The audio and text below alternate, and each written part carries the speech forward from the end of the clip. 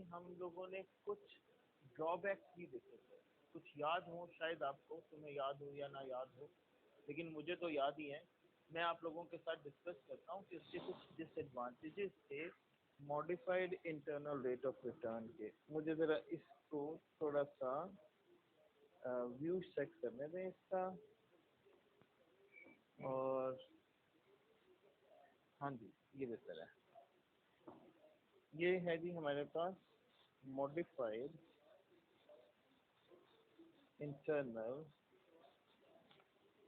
Rate of return.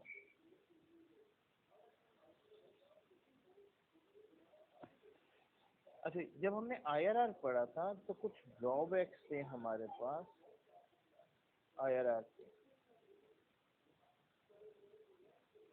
और मैंने आपको ये भी बताया था कि जितनी भी ये जो हमारे टूल्स होते हैं, इन टूल्स के कुछ फायदे कुछ नुकसान, और जब नुकसान हमारे सामने आते हैं तो लोग और रिसर्च करते हैं उनको कवर करने के लिए, और उनको कवर करते हैं जब नुकसान आपको, तो फिर एक नई थ्योरी पेश करते हैं। अच्छा जी, हाँ जी, approximate value sir, maximum regret is also for mutual decision makers.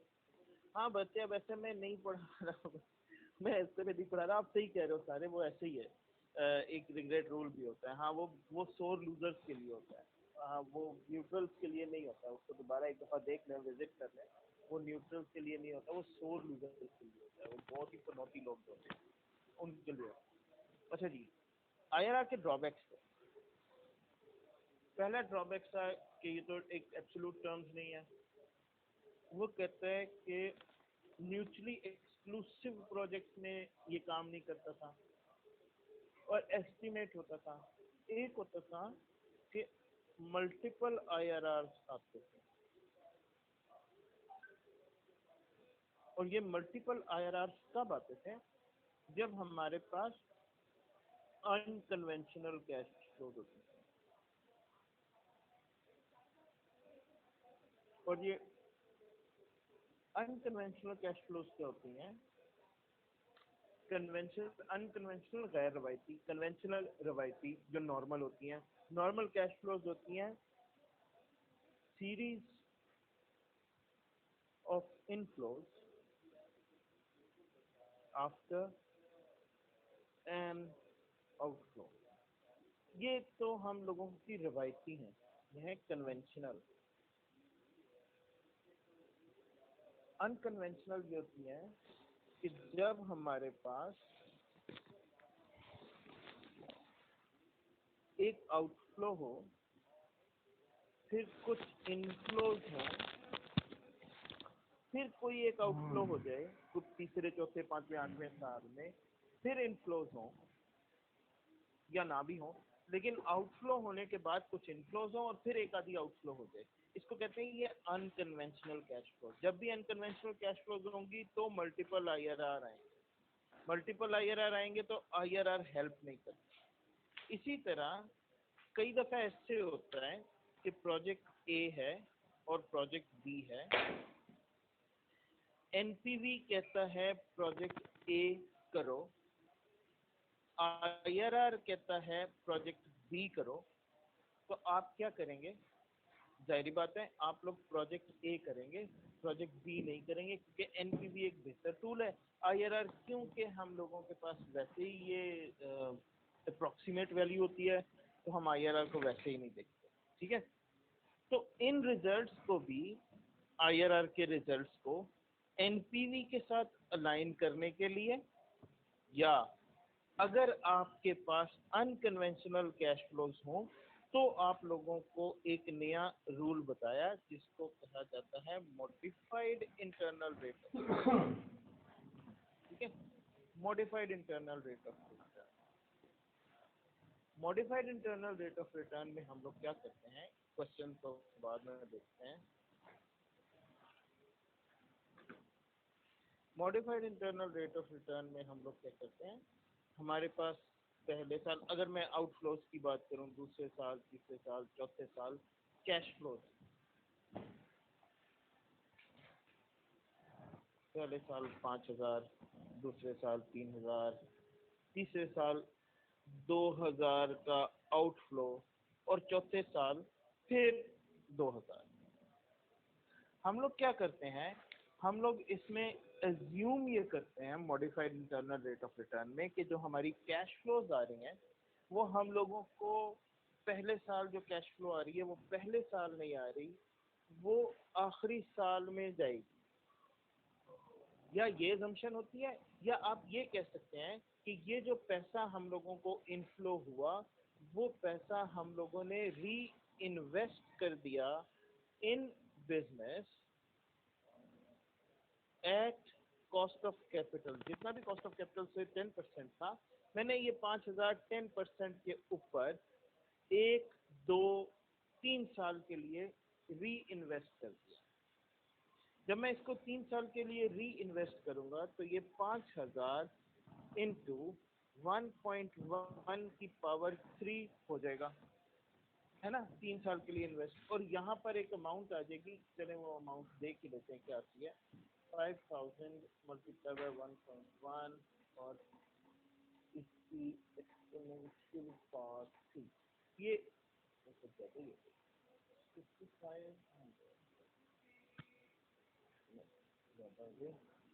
Plus 5000 multiply by 1.1 की एक्सपोनेंशियल पावर।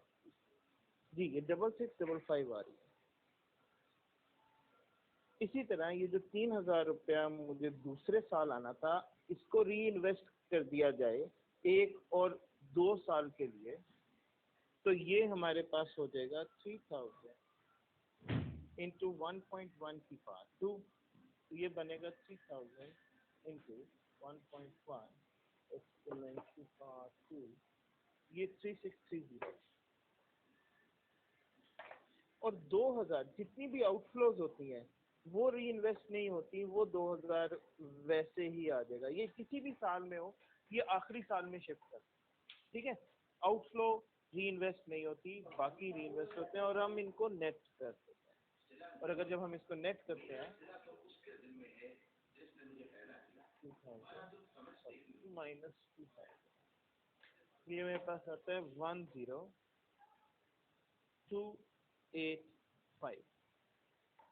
ये हमारे पास आ गया 10285। ये आ गई हम लोगों की फ्यूचर वैल्यू किसी भी इन कैश फ्लो स्ट्रीम, ठीक है। अगर हम लोग इसमें इनिशियल इन्वेस्टमेंट कोई कर रहे हैं, से मैं कहता हूँ 9000 की या 8000 की, तो हम लोग ये कह सकते हैं, अच्छा जी जी नहीं, नॉन कन्वेंशनल कैश फ्लोज में IRR मल्टीपल IRR आ जाते हैं, ठीक है। कौन सी assumption का लॉजिक क्या है, ये जो हम लोग री इन्वेस्ट कर रहे हैं इस assumption का लॉजिक बस यही है कि हम लोग लास्ट ईयर के अंदर लेकर जा रहे हैं सारी की सारी चीज का। वो इसलिए कि हम लोग बिजनेस के अंदर री इन्वेस्ट कर रहे हैं। उन्होंने जो स्टडी दी है एक, वो स्टडी सिर्फ ये दी है कि हम किस तरह अपने IRR को या मल्टीपल IRRs को खत्म कर सकते हैं, और वो सिर्फ एक ही सूरत में कर सकते हैं कि हम किसी एक ईयर के ऊपर उसको लेकर चले, ठीक है। तो फिर अभी यहाँ पर MIRR का एक फार्मूला बन गया, ये हमारे पास प्रेजेंट वैल्यू आ गई, ओके। ये हमारे पास एक तरह से बेस वैल्यू है या प्रेजेंट वैल्यू है सोचा जाए तो। मैं सिर्फ आपको वो फार्मूला समझा रहा हूँ जो फार्मूला हमने आज तक पढ़ा है। तो MIRR का फार्मूला बनाएंगे, ये एक वैल्यू है जो हम लोगों की फ्यूचर की वैल्यू है 10285। ये 10285 है, ये हमारे पास फ्यूचर में आ रही है।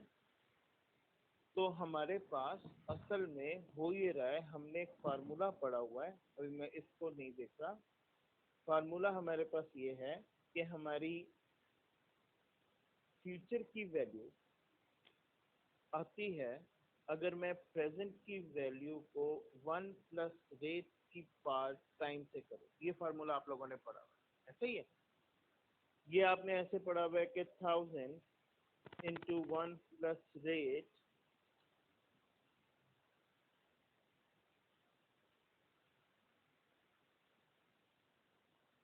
की पावर, अगर मैं कह दूं 5 साल, और रेट अगर कह दूं 10%, तो ये आपको पता है कि ये 1610 रुपये 50 पैसे बनते हैं, ये सारे के सारे।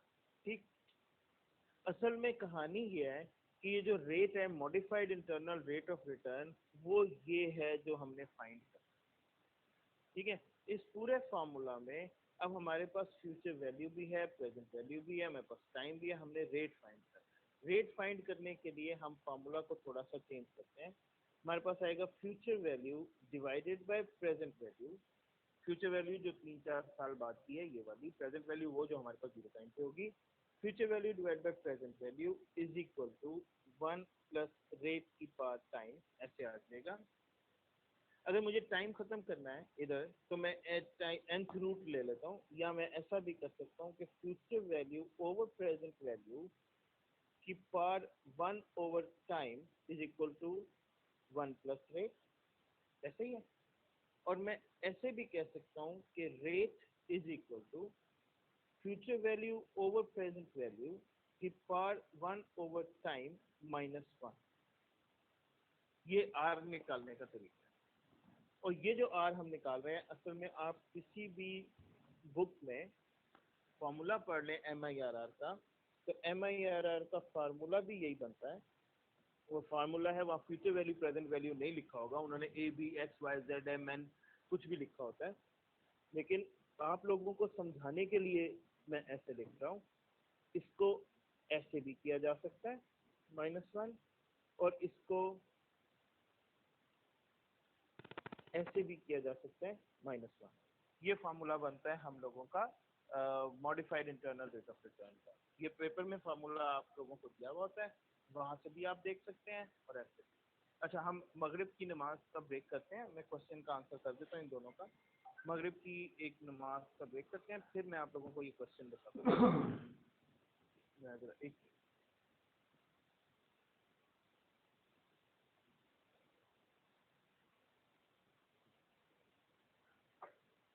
बताता हूँ, 1 सेकंड। अच्छा जी, 5000 को 3 साल के लिए क्यों इंक्रीज किया बट 10% इवन दो 3 ईयर में भी इनफ्लो आउटफ्लो में चेंजेस हुई हैं? अच्छा जी, हुआ ये कि अजम्पशन ये है कि ये जो 5000 है जो हमें पहले साल आया, एज्यूम ये करना है कि जितने ईयर्स का बिजनेस है या जितने ईयर्स का हमारा ये प्रोजेक्ट है 4 साल का, ये उन 4 सालों के लिए हम लोग री इन्वेस्ट कर देंगे बिजनेस पे अपने कॉस्ट ऑफ कैपिटल के ऊपर, जो भी कॉस्ट ऑफ कैपिटल होगा।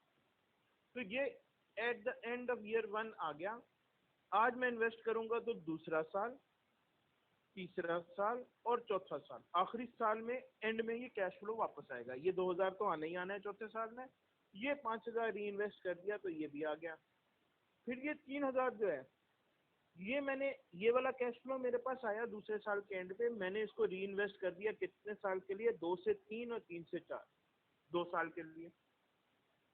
ठीक है, ये 2000 आया क्योंकि ये आउटफ्लो था, इसको इन्वेस्ट नहीं के पास पल्ले से गया, और ये मैं अज्यूम करूंगा कि ये आखिरी साल पल्ले। तो या तो ये कुछ किताबों में आप पढ़ोगे कि लिखा है कि उसको री इन्वेस्ट कर दिया जाए, या कुछ किताबों में जैसे ACCA में मैंने 1-2 दफा ये पढ़ा हुआ है कि वो पैसा हम ये ज्यूम करते हैं कि पहले साल नहीं आएगा, वो आएगा ही आखिरी साल। तो जाहिर बात है आखिरी साल आएगा तो ये इसकी फ्यूचर वैल्यू देखी जाती है कि क्या होगी। ये इसलिए ये एजम्पशन थी एनोनिमस अटेंडी।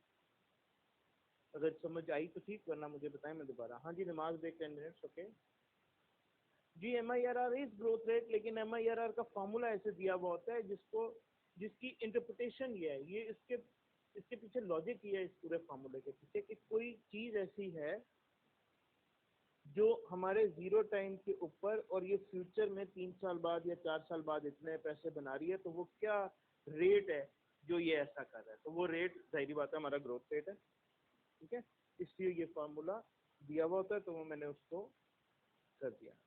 या 10 मिनट, क्योंकि 2000 इन्वेस्ट नहीं करे ना साहब, ये तो पैसा पल्ले से गया।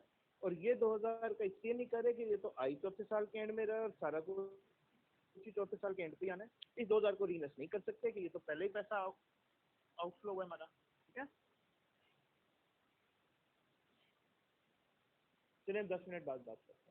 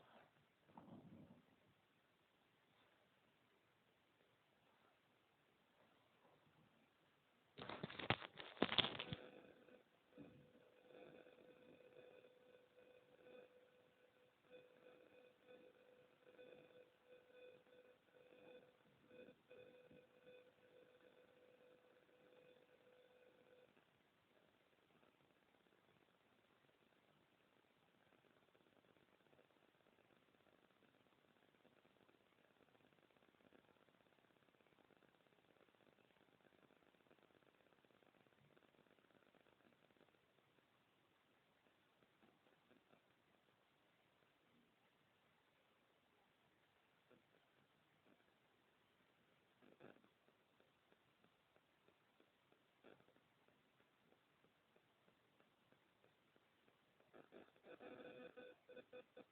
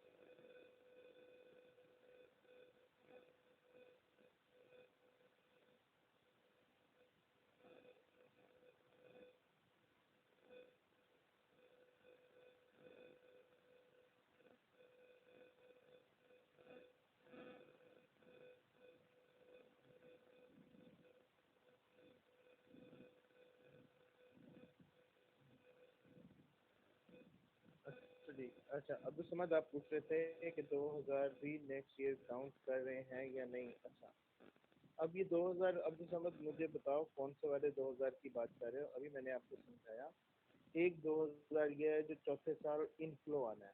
ये तो आना ही चौथे साल के एंड पे, और चौथे साल के एंड पे ही हम टोटल करें, इसको इन्वेस्ट तो नहीं करेंगे। बताओ, अगर आप इस 2000 की बात कर रहे हो जो तीसरे साल का आउटफ्लो है, तो ये आउटफ्लो जो है 2000, ये आउटफ्लो इन्वेस्ट नहीं हो सकता। ये आउटफ्लो है, ये हम एज्यूम करते हैं कि ये हमारा लास्ट ईयर में ही आउटफ्लो हो रहा है जब बाकी सब हो रहा है। ठीक है, आउटफ्लो को तो इन्वेस्ट नहीं कर सकते ना, इसलिए।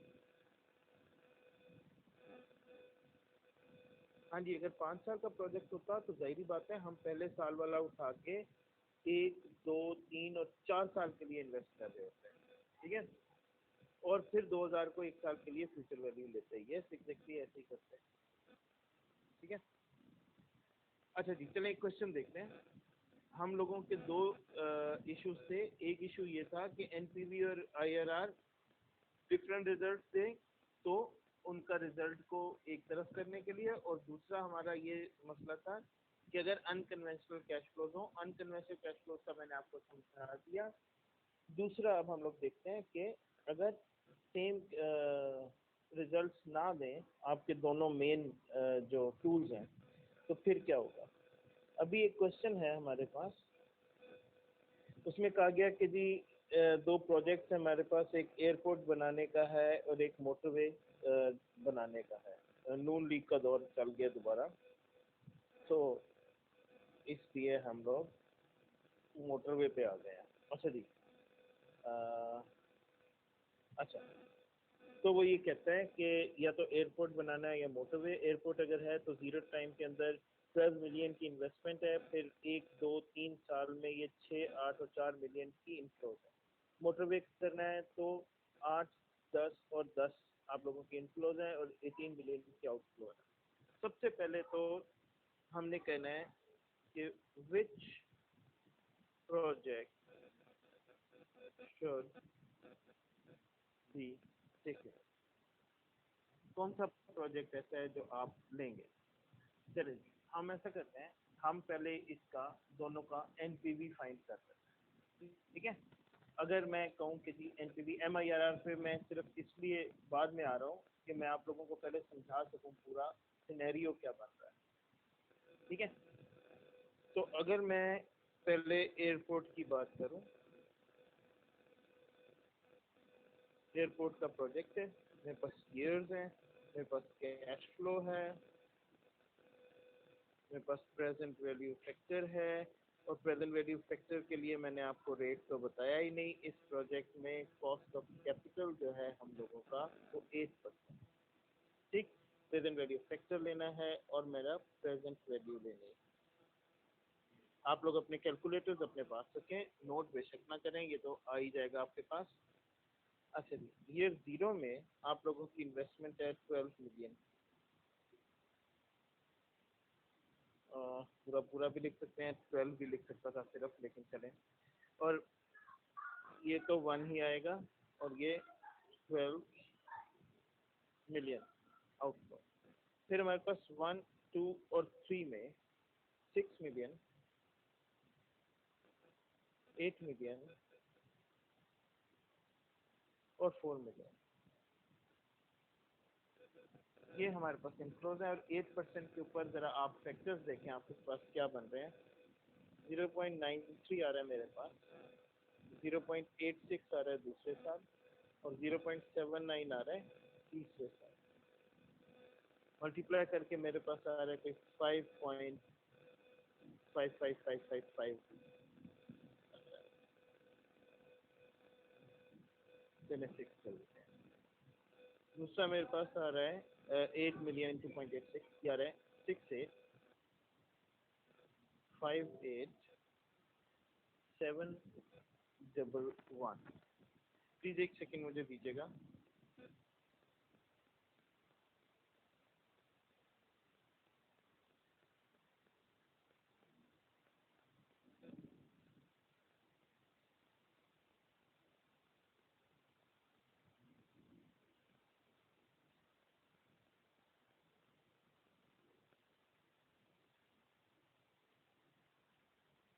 जी 4 मिलियन 0.79, तो ये बनेगा मेरे पास 3,175,329, और टोटल एनपीवी मेरे पास बनती है 3,589,595, ठीक है जी। ये हमारे पास आ गया एनपीवी।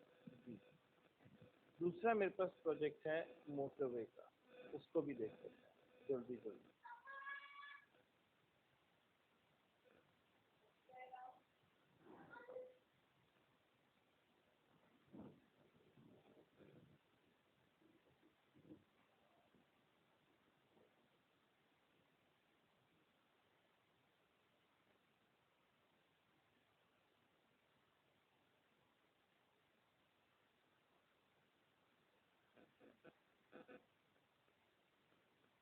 स्टार्ट कर रहा हूँ।